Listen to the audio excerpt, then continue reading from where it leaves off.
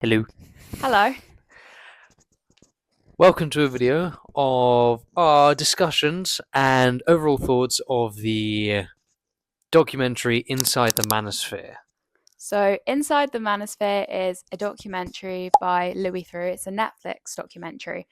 By the time this video comes out, it will probably have come out a couple of weeks ago. Yeah, probably. Yeah. And we watched it together. Louis Theroux basically he goes inside the Manosphere, like an inside scoop. That's the idea of it. Yeah. With like Manosphere influencers and content creators like HS. He speaks to HS, Tiki Toki, Sneaker. Myron Gaines, Who was that? Jay The Waller. Jay Waller. Then you had that Adam guy. Was it Adam? Oh, Ed Ed Matthews. It was Ed Matthews. Yeah, Matthews. that guy. Yeah, so people, Manosphere content creators, he just speaks to them.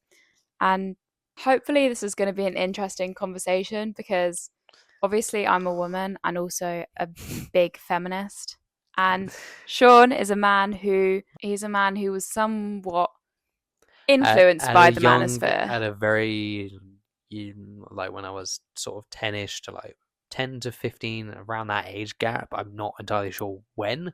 I think I was like 11ish. I was influenced by the red pill. So yes, I was influenced by sort of like the manosphere. Granted, that was a long time ago now, but yeah, I think a lot of young guys at some point have kind of encounter, whether it's called the manosphere or something else. I think they encounter something very similar Mm. on overall Those kind of whatever. Yeah, ideas. the ideology. So I think before the manosphere documentary came out, and it was kind of like known as the manosphere, it was very much like the red pill, Yeah. and it still is the red pill, but red pill was used a lot more. Like that was what they called it. So I think the premise is still the same. It's just the name has changed. Mm. So I think part one, we're going to be talking about the positives of the documentary, what we both really liked about it. We both got different things, and what was like really, really good about the documentary. Super well made. The production behind it. I mean, you've heard of Louis' documentaries on like Yeah, a I've watched lot lots of of other Louis' stuff. documentaries and also his Mm. podcast. Production wise, you can't fault the documentary. No, it was genuinely, yeah, the production, it was well paced, it was entertaining and good to watch. They Mm. did such a good job. The editing was good, like with the Mm. voiceover. Like genuinely, like on a documentary side and like an entertainment side, I had a huge amount of time, like Mm. I of enjoyment watching it. Yeah, me too. Yeah, it was really well made. It was really well Well, made. I don't know whether I enjoyed watching it, but like as a Yeah, like as a documentary, yeah, documentary, yeah, I was yeah, about to yeah. say our opinions of it is probably something a little bit different, but the documentary side of it, like this production was really good. Yeah. For me, another positive of it is obviously the intention behind the making of the documentary is that it brings awareness to the manosphere. And initially I thought, well, like everyone knows about it already. Like I was not shocked by anything that I heard on it because it was nothing that I hadn't Mm, come across online or come across. They're not beliefs that like I was shocked about. mm. When I thought it through more carefully, I realized that's not actually the case for everyone because this documentary is on Netflix, so it's going out to the wider A public, not lot of just people on people. social media. Mm. Like it's not a YouTube documentary, and I think a lot of people who maybe aren't as like chronically online as we are, they may not know Not have about the known manosphere about and what it is. this. Like my dad, he didn't Mm. know what the manosphere at all. He didn't know what it was at No, all. He had no idea that when that was kind of you going on. we had brought up like, oh, we watched this, his immediate response, I remember what he said. He turned around and said, oh, what's the manosphere? Yeah. And same thing, my conveniently my dad had watched it, but he said like before he watched it, he had no idea what it was. Mm. And he was, well, obviously when I was a lot younger, he was like, oh, that's what it is. It's what I was worried that you were getting Yeah. influenced when you were like 10. And I was like, yep, I'm glad I didn't. But Yeah. yeah, he was like, oh, so this has got a name for it now. So I think when the name Andrew Tate is brought up, a lot of people kind of Mm. know what you're on People about. know his name now. But the manosphere and content creators Mm. and the like wider range of, perspectives and beliefs and misogyny, I think a lot of people aren't necessarily aware about the rise of that and how Mm. many young men, young boys even, are being influenced by it. So I do think it does a good job of raising awareness of the topic. Would you agree with that? I completely agree, because even though I'm very informed on it to a degree, even before watching the Manosphere, like if you brought up the name Andrew Tate, chances are you would know what it is. What it is, you would know who he is. However, I think a lot of people would have thought, like afterwards, my second immediate thought is, oh, he's kind of died down now. He's not really coming up. But then when I watched the Manosphere, all the people who were in it, I didn't realize how big they were. I didn't realize it had continued to grow. I think a lot of it's people just thought Andrew that. Tate, his name hasn't come up, but I didn't realize that a lot more. But he's part of something bigger. Yeah, I didn't realize that. Like, oh, when I was watching it, I was like, it's really interesting, the awareness it brought out. But the awareness for me was, oh, even though Andrew Tate isn't kind of his name isn't thrown around as much, it's not stopped. Yeah. Like, it's not stopped in any way whatsoever. So I think it's good that it's drawing attention to that, because Andrew Tate's name isn't necessarily in the news anymore. No. But it's definitely still going on. Yeah. So I think that's the main positive, is that it does draw awareness to it. It brings a lot of awareness. It was well made, and I think a lot of people are going to have access to it. I think it was like number one. It will reach a lot of people. Yeah, so it was immediately after release. It was at the top. I think moving on to the negatives on what that's kind of the flip side. Yeah, of what this saying. is I started the last one. You started this one. I think you have a lot more to say than I do. As we were just saying, yeah, probably. As we were saying about the reach of it, it's going to reach a lot of people. In reaching a lot of people and raising awareness, it's also platforming these manosphere creators like HS TikToky. It's giving them a platform. It's giving them somewhere to share their beliefs. And even though I think the idea of it is to share awareness on a bad light. In a bad light. There might be people that watch that and then go to those creators' pages. And then that actually get influenced they get radicalized. So awareness is still awareness. It's a double-edged sword. Some people, it's publicity for them.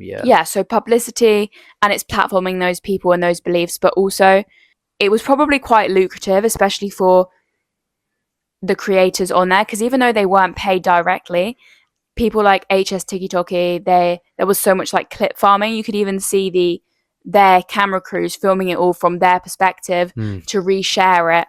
And I listened to a podcast, a Louis Theroux podcast. I think it was, I can't remember whose podcast he was on, but he was saying that his kids had already seen a lot of the documentary before the documentary came out. Because of the clips. Because of the clip farming. And HS TikToky and the other creators would have got a lot of money from that and a lot more publicity from that, and maybe it would bring them into relevance again. So even though that the documentary itself, Louis and his team weren't, that the people he interviewed, they weren't getting paid for it. Yeah. So that's why, like, I think, he asked Andrew Tate, but he declined. Andrew Tate said no. Because they weren't getting paid. Even though that's the case, they still made a lot of money from it, because indirectly. They were farming clips from, like a documentary with and Louis. Content as well. So it's content. Content is content. They were still making use of it. It's that whole thing. There's no such thing as bad publicity, isn't it?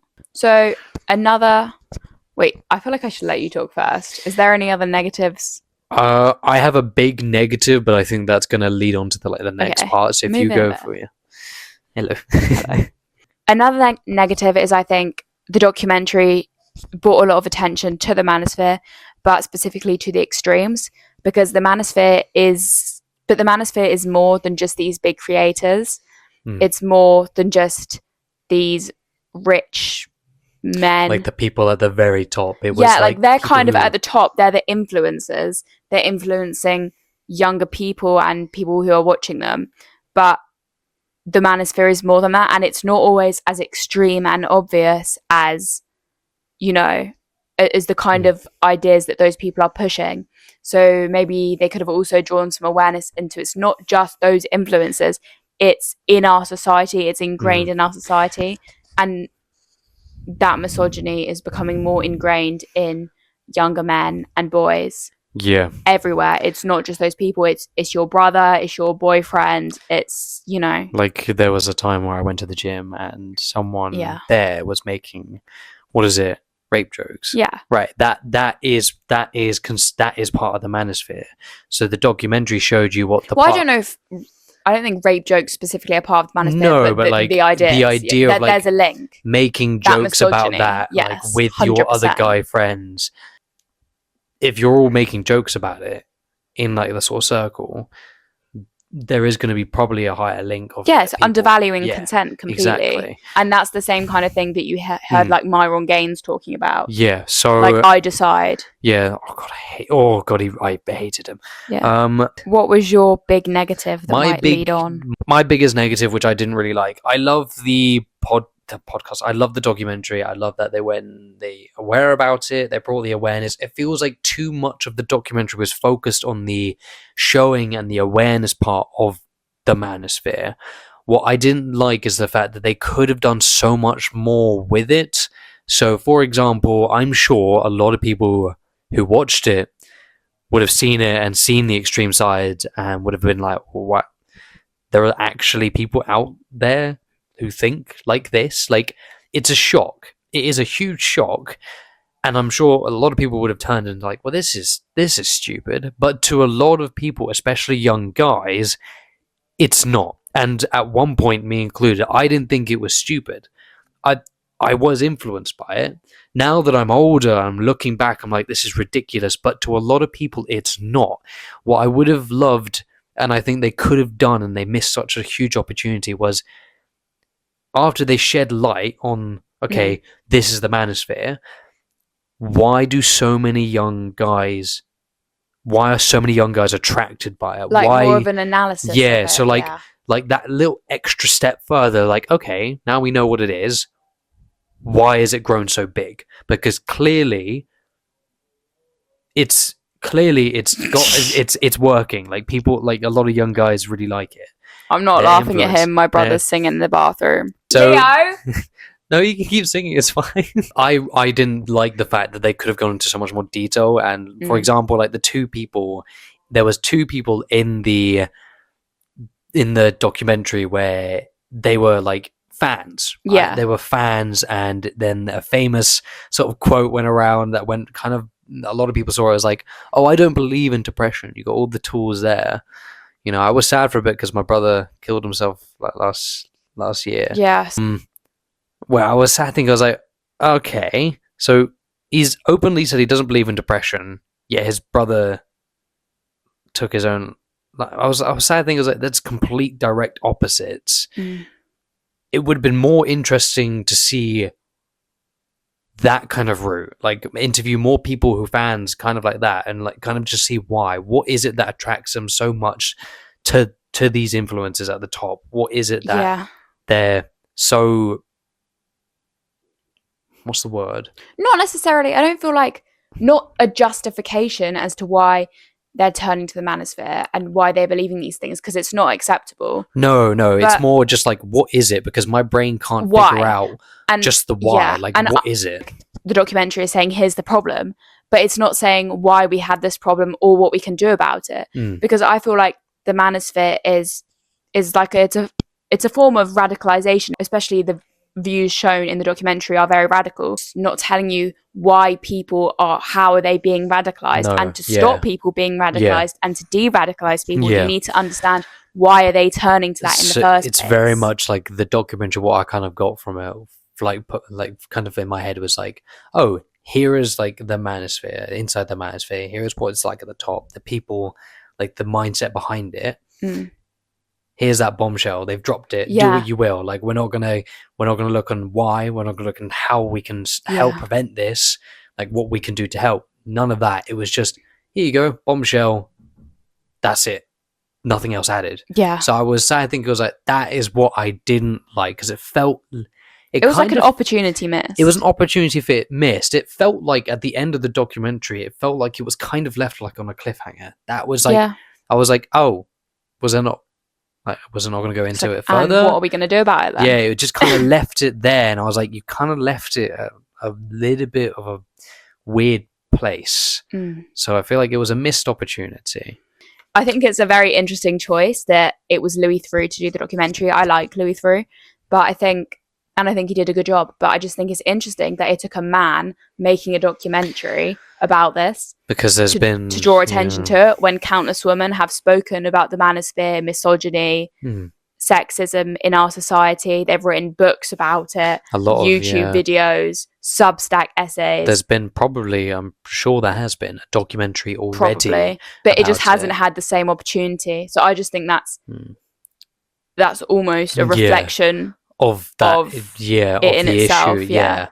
So I'm not saying that it's a bad thing of Louis III to do at all. I'm just saying it's a reflection of our society that a problem only gets attention drawn to it when a man speaks about it. I'm glad that he did. Yes, I'm very glad that he did, but it is like a little insight. Yeah. Can I say I've just thought something else? Yeah, go for it. There's a scene in the documentary where HS Tiki Toki starts getting hostile between him and Louis Theroux. The scene with HS Tiki Toki and his mum, where he's reading questions from the chat, and he asks Louis Theroux, "Oh, is Israel committing a genocide?" And Louis Theroux can't answer. Oh God, that bit I remember. This is kind of off the topic of the manosphere, but it's just another thing that the documentary brought to my attention, since this video is about the documentary, is media censorship. Like, why could Louis Theroux not answer that question? It's a very clear answer. Yes. Like, there's no way it's not a genocide. Louis, if you look at him when he was asked that question, clearly looked like he wanted to answer. Yes. But it would look like he was biting his tongue, because he knows if he answered, he wouldn't be able to put it out there. I'm not, like, again, I don't know Louis Theroux's personal beliefs, but I think that is just a show of media censorship, that people can't share all of their beliefs. No. Like, certain topics are like, he like, it looked like he was about to answer, but then he kind of had to be like, he had to bite his tongue. He had to bite his tongue. So, it's very much does show certain things that, media censorship, exactly as you said.